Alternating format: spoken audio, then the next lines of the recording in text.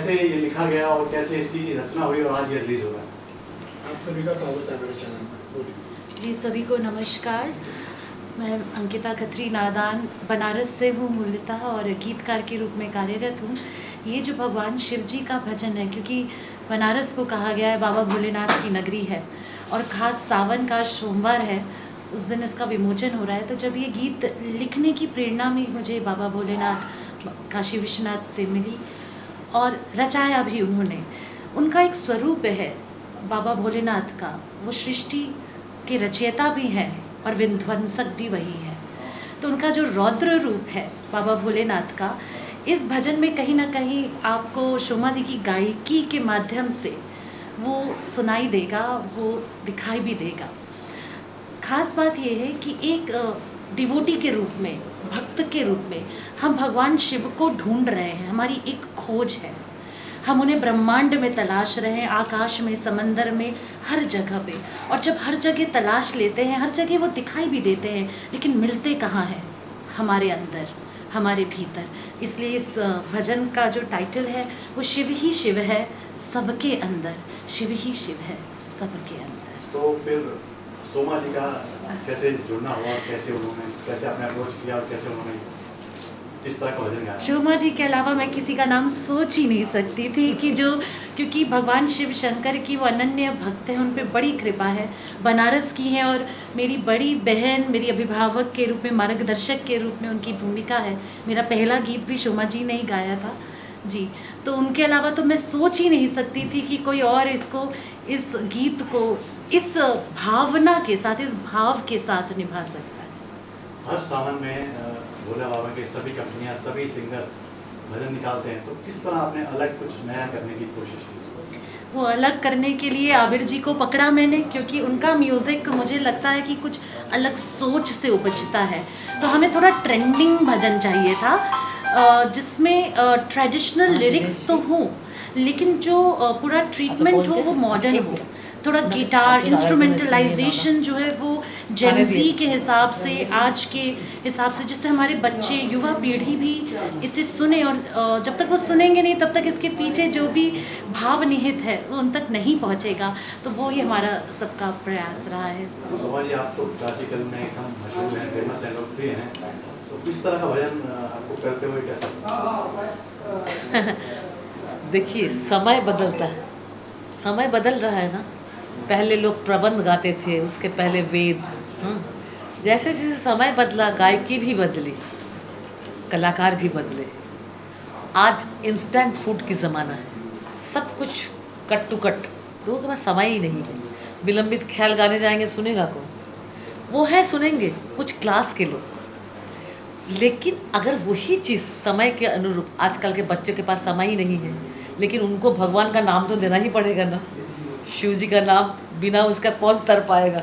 हमारे साथ आज हमारे जिनके हाथों से ये विमोचन हुई है, इनका नाम ही है कृपा शंकर। और सचमुच ये कृपा शंकर सच में, हाँ, ये सचमुच कृपा शंकर है। तो कृपा जी के यहाँ सहयोग कैसे बना, रिलीज इनके अलावा भी कोई और नाम नहीं हो सकता। इनके साथ हमारा सालों बरसों का रिश्ता है और कोई पहचान लेके मैं इनके पास नहीं गई थी, ऐसे ही गई थी कि हम एक प्रवचन कर रहे हैं, वो भी भक्ति का ही मार्ग था, और सुमन भाई जी हमारे गुरु भाई के।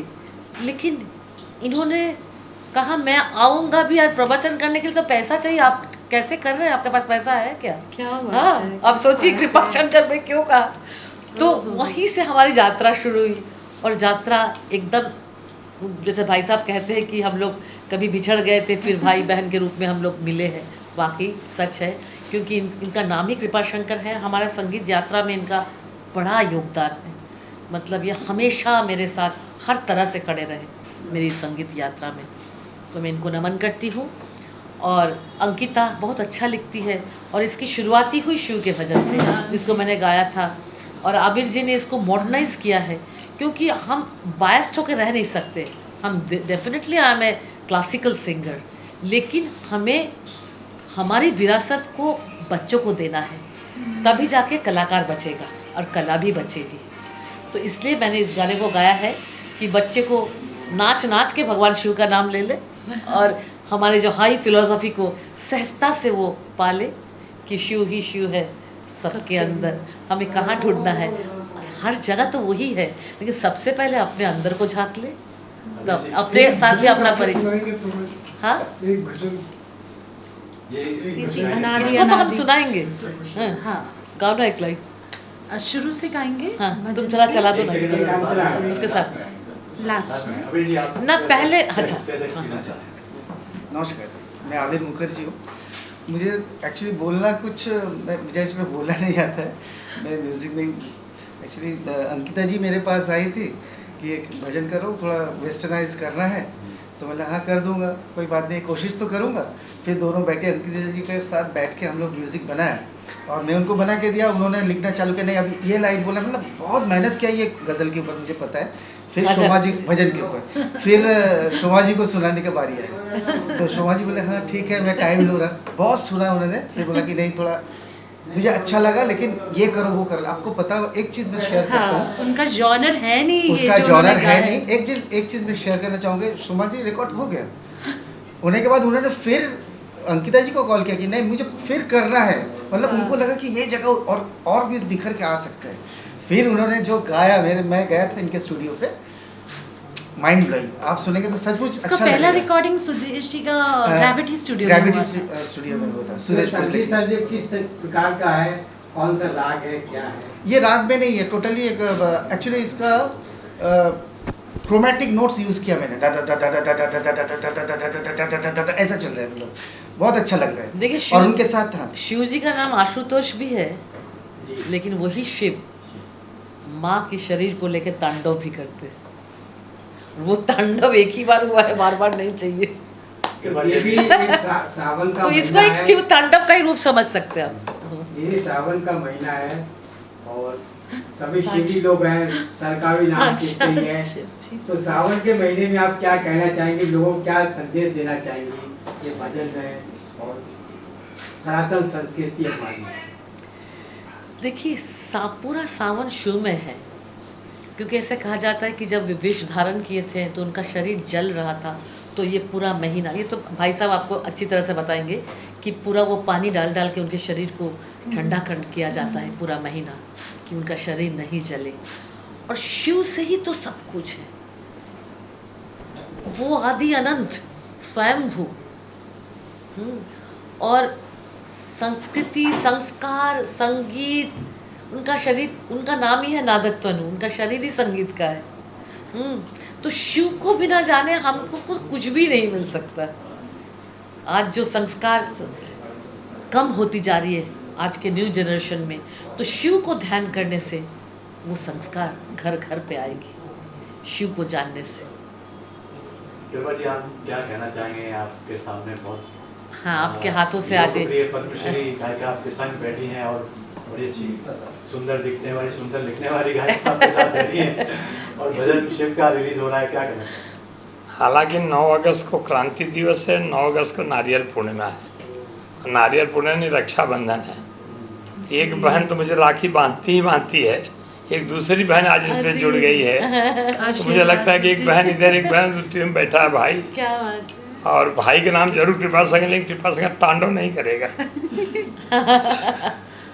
शिव मतलब शिव यानी सी निकाल दो 100 हो गया, सांस निकल गई 100 हो गया। तो इनकी महिमा भगवान शंकर के किस रूप में कितना नाम दें। अंग्रेजी की एक वाक्य, कंटिन्यूटी विथ चेंज, अतीत के नींव पर भविष्य का निर्माण।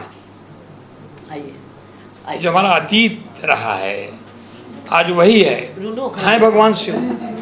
लेकिन सबके अंदर कैसे जाएंगे? जैसे जो जिसको जैसे समझे।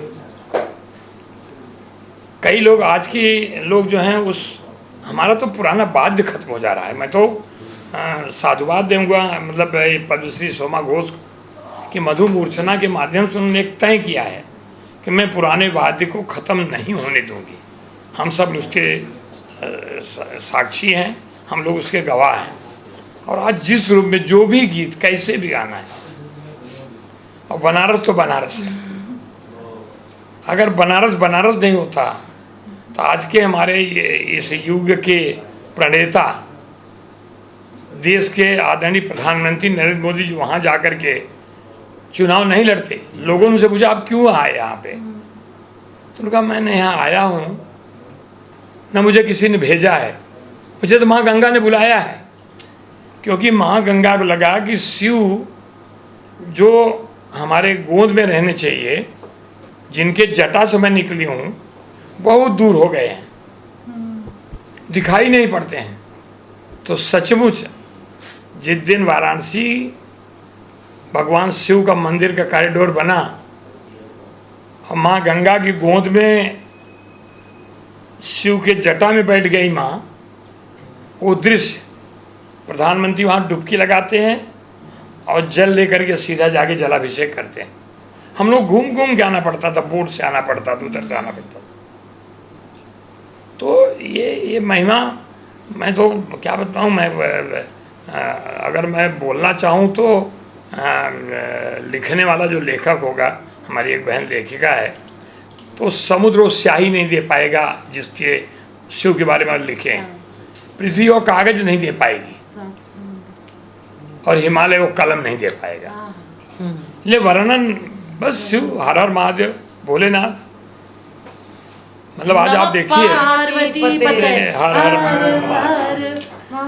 तो इसके बारे में क्या कहें, मैं बहुत भाग्यशाली हूँ। मैंने कहा कि आज के दिन और इसको कि सबके अंदर शिव हैं, बताने की जरूरत होती है। कभी कभी भगवान की पूजा क्यों करते हैं लोग? हनुमान आई गईले ना के आई गईले, आई गईले, आई गईले ना के आई गईले ना के आई गईले ना के आई गईले, आई गईले, आई गईले ना के आई गईले ना के आई गईले ना।